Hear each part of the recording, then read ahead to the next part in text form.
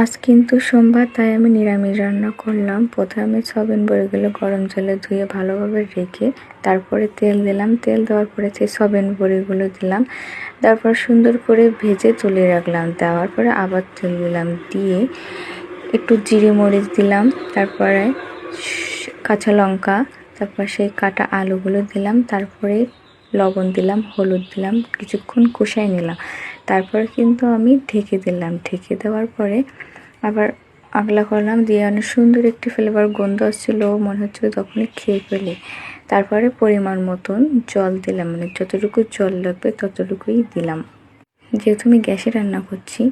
তারপর আমি চলে গেলাম জিরে মরিচ বাটতে। এই যে পরিমাণ মতন জিরে এবং মরিচ দিয়েছি, তো আমার বাটা হয়ে গেছে। তারপর যে সয়াবিন বড়িগুলো আমি ভাজা করে রেখেছিলাম সেগুলো আমি তার তরকারিতে দিলাম, দেওয়ার গুঁড়া চীনা মরিচগুলো দিলাম। তারপরে এই দেখো আমার রান্না শেষ।